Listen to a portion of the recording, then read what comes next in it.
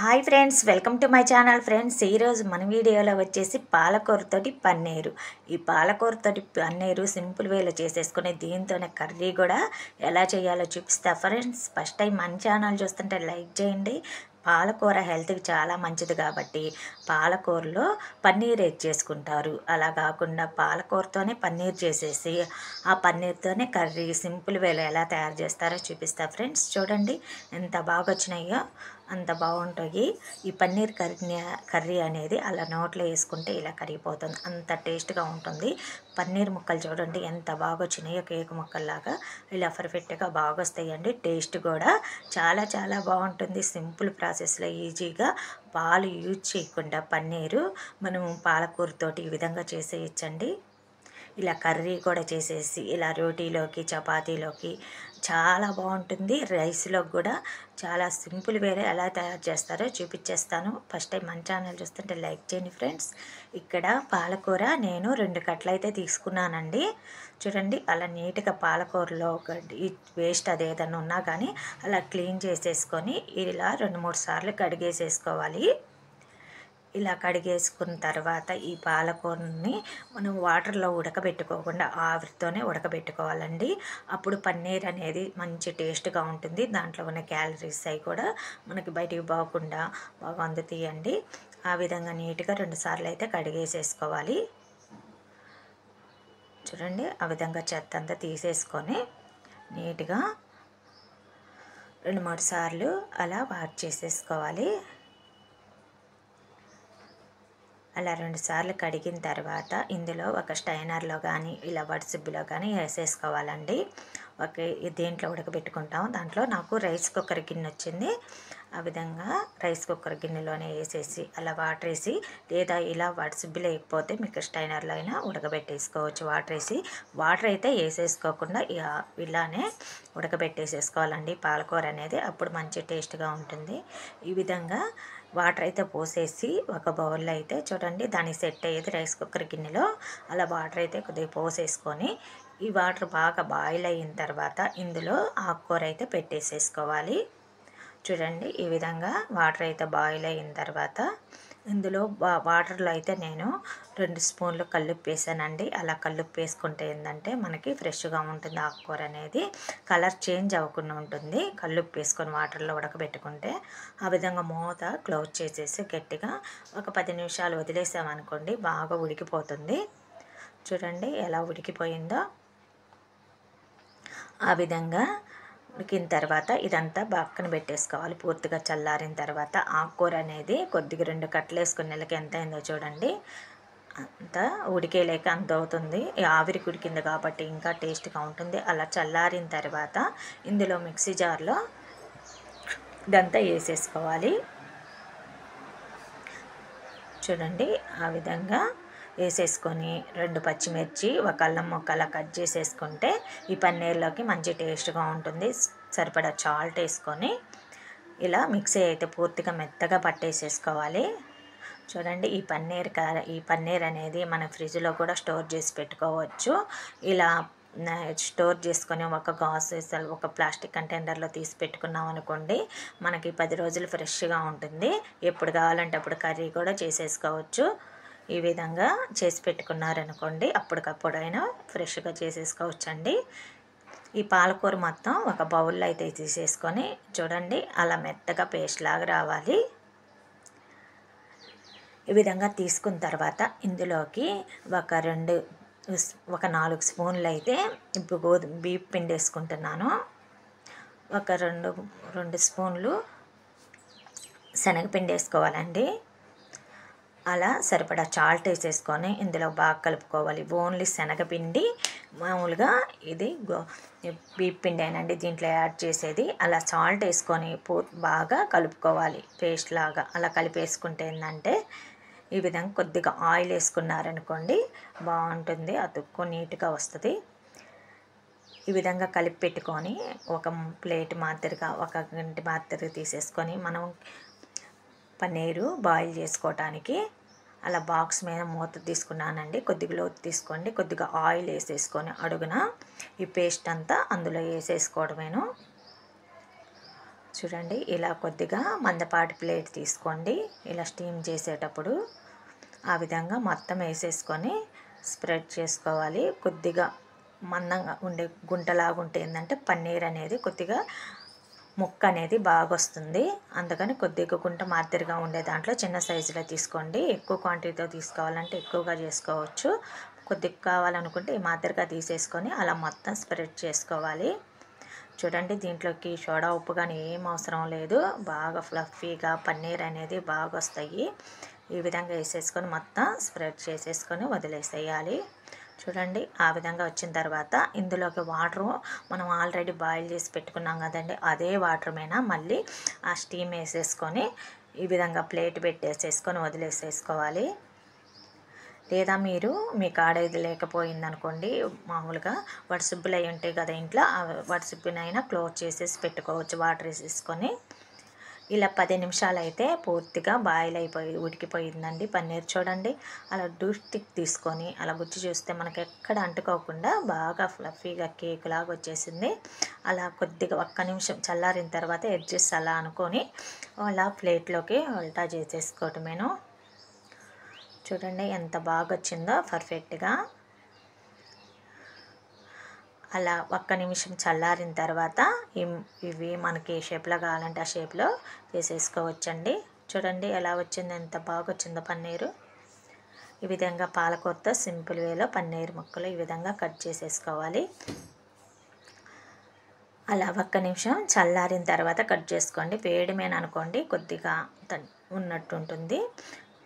అలా మనకి ఏ సైజు కావాలంటే ఆ సైజులో ముక్కలు కట్ చేసుకొని ఏ కర్రీలోకైనా మనం పాలకూరలో ఏదన్నా కర్రీ చేసుకునేటప్పుడు సింపుల్ వేలో అప్పటికప్పటికి ఇలా ముక్కలు చేసి పెట్టుకొని ఫ్రిడ్జ్లో స్టోర్ కూడా చేసి పెట్టుకోవచ్చు.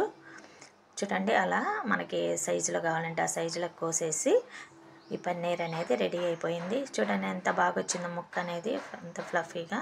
సింపుల్ వేలో పాలకూరతోటి పన్నీరు చేసేసుకోవచ్చండి.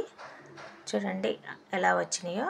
ఇవైతే పక్కన పెట్టేసేసుకొని అలా పన్నీర్ ముక్కలు అయితే పక్కన పెట్టేసేసుకోవాలి. ఇప్పుడు ఈ పన్నీర్ కర్రీలోకి ఇక్కడ నేను 5 జీడిపప్పులు గసగసాలను అయితే నానబెట్టుకున్నానండి. ఒక 5 నిమిషాలు నానబెట్టుకుంటే సరిపోతుంది. ఇలా నానబెట్టుకొని పాన్ అయితే పెట్టేసేసుకొని ఇందులోకి సరిపడా 2 స్పూన్ల ఆయిల్ వేసేసుకొని ఈ కర్రీకి టమాటాలు ఒక 4 తీసుకున్నాను. ఈ విధంగా ముందు బాగా వేయించుకోవాలి. ఒక 4 కాయలు అయితే సరిపోతాయండి. అలా వేగించుకొని 2 ఆనియన్స్ కూడా అలా కట్ చేసుకొని ఇవి లైట్గా వేయించుకోవాలి. ఈ కర్రీలోకి ఈ విధంగా 2 వేయించుకొని కర్రీ చేసుకున్నామనుకోండి చాలా టేస్ట్గా కూడా ఉంటుంది. మనకి రెస్టారెంట్ స్టైల్లో హోటల్ లాగా రావాలంటే గ్రేవీ కర్రీ కానీ ఈ మాదిరిగా చేసుకోవాలి. పరోటాల్లోకి చపాతీలోకి చాలా బాగుంటుందండి. ఈ విధంగా లైట్గా వేగితే సరిపోతుంది. అలా తీసి పక్కన పెట్టేసేసుకోవాలి. ఇది పూర్తి చల్లారిన తర్వాత ఈ 2 మిక్సీ జార్లు అయితే వేసేసుకోవాలండి. అంత మెత్తగా కాకుండా పేస్ట్ అనేది కచ్చా బచ్చాగా వేసుకుంటే సరిపోతుంది. ఈ విధంగా వేయించుకొని చేసుకున్నారనుకోండి టేస్ట్ బాగుంటుంది. అందుకని లైట్గా వేయించుకొని ఈ మాదిరిగా చేసుకోండి సరిపోతుంది. ఈ విధంగా మిక్సీ జార్లు అయితే వేసేసుకొని దీన్నైతే మరీ మెత్తగా కాకుండా ఆ మాదిరిగా వేసుకుంటే సరిపోతుంది. ఇట్లా బౌల్ తీసుకొని పక్కన పెట్టేసేసుకోవాలి. ఇప్పుడు గసగసాలు జీడిపప్పు కూడా వేసేసుకొని ఇవి కూడా పేస్ట్ లాగా చేసుకోవాలి. కొద్దిగా గ్రేవీ లాగా వస్తుందండి. ఇందులోకి పచ్చి కొబ్బరి ఒక 4-5 ముక్కలు అలా కట్ చేసేసుకోండి. మంచి టేస్ట్గా ఉంటుంది. చూడండి ఆ మాదిరిగా పేస్ట్ లాగా వేసి పక్కన పెట్టేసేసుకోవాలి. ఈ గ్రేవీలోకి బాగుంటుందండి గసగసాలు జీడిపప్పు పేస్టు పచ్చి కొబ్బరి. అందుకని ఈ విధంగా వేసి పెట్టుకొని పక్కన పెట్టేసేసుకోవాలి. చూడండి ఇవి కూడా ఇదే మాదిరిగా ఒక బౌల్లో అయితే తీసి పక్కన పెట్టుకోవాలి. మళ్ళీ వీడియో అండి.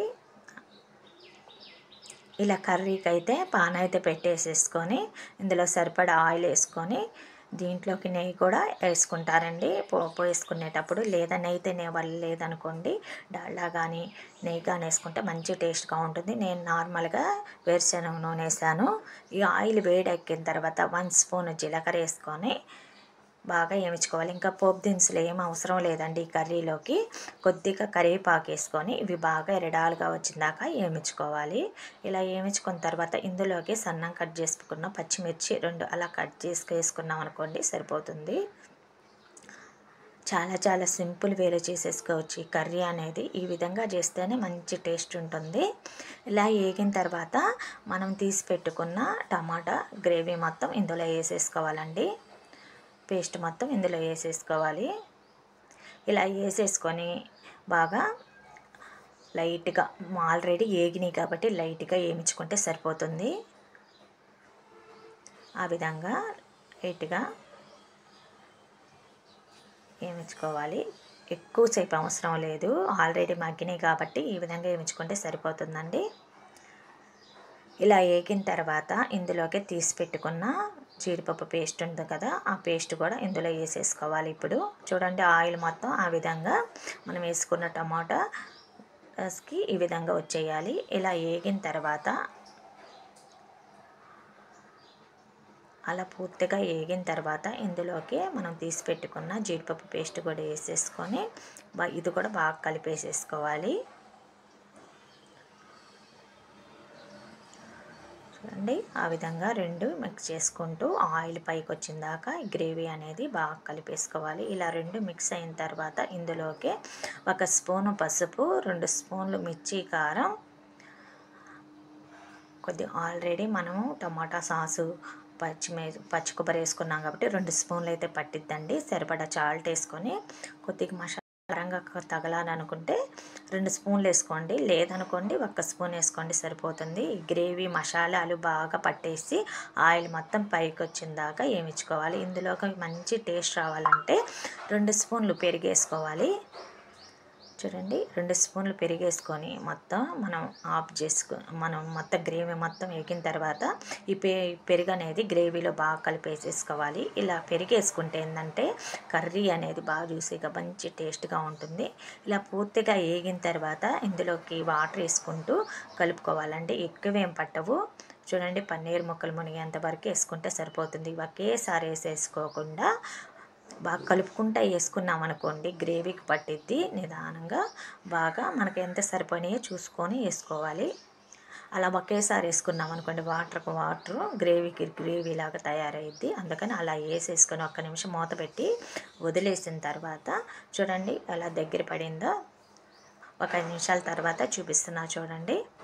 ఇలా దగ్గర పడిందాక దీంట్లోకి ఏం అవసరం లేదండి. ఇంకా మసాలాలేమి ఓన్లీ ఇంకా గరం మసాలా, ధనియాల పొడి ఇంట్లోనే వేసుకుంది నార్మల్గా 1 స్పూన్ అయితే ఇలా ఉడికినప్పుడు వేసుకోవాలి. చూడండి గ్రేవీ అనేది సగం ఉడికిన తర్వాత ఈ ధనియాల పొడి వేసుకుంటే సరిపోతుంది. గరం మసాలా అన్నీ చెక్క మొగ్గ అన్నీ కలిపి ఇంట్లోనే ఉన్నాయండి. ఈ గ్రేవీ అలా ఉడికిన తర్వాత మసాలా వేసిన తర్వాత ఇందులోకి పన్నీర్ ముక్కలు వేసేసుకొని కలిపేసేసుకోవటమేను. చూడండి ఫస్టే వేయకుండా ఇలా మగ్గిన తర్వాత గ్రేవీ అనేది వేసుకుంటే ముక్కలకు పట్టిద్ది. ఆల్రెడీ బాగా పన్నీర్ అనేవి ఉడికిపోతాయి కాబట్టి సింపుల్లో ఆవిరికి ఉడికినాయి కాబట్టి ఈ విధంగా మూత పెట్టేసుకుంటే సరిపోతుంది. చూడండి ఆయిల్ మొత్తం బాగా ఉడికిపోయి గ్రేవీ కూడా బాగా తయారైపోయిందండి. ఇలా సింపుల్ వేలో పన్నీర్ కర్రీ చేసేసుకోవచ్చు. చాలా టేస్ట్గా ఉంటుందండి. ఆ విధంగా మధ్యలో కలుపుకుంటూ అడుగడుకోకుండా కొద్దిగా లూజ్గా ఉంటే ఈ కర్రీ అనేది బాగుంటుంది. ఆ విధంగా వచ్చిన తర్వాత ఇంకా వదిలేసి చూడండి ఎంత బాగా వచ్చిందో ముక్క అనేది. మనకి ఎక్కడ చిదురు కాదు, బాగా నీట్గా తినేటప్పుడు కూడా చాలా టేస్ట్గా ఉంటుంది ఫ్రెండ్స్. ఈ విధంగా నేను వారంలో అయితే ఒకసారి అయితే చేసేస్తాను. మా ఇంట్లో వాళ్ళు కూడా ఇష్టంగా తింటారు పిల్లలైనా కానీ. ఆ విధంగా కొత్తిమీర వేసేసుకొని 1 నిమిషం వదిలేసి చపాతీలోకి రోటీలోకి ఇలా ప్లేట్లో వేసి ఇచ్చేసారనుకోండి అలా ఖాళీ చేస్తారు. అంత టేస్ట్గా ఉంటుంది. మీరు కూడా ఒకసారి ట్రై చేయండి ఫ్రెండ్స్. ఈ కర్రీ అనేది ఎలా ఉందో లైక్ చేయండి. పన్నీర్ అనేది కర్రీ అనేది మళ్ళీ ఇంకో వీడియోతో కలుద్దాం.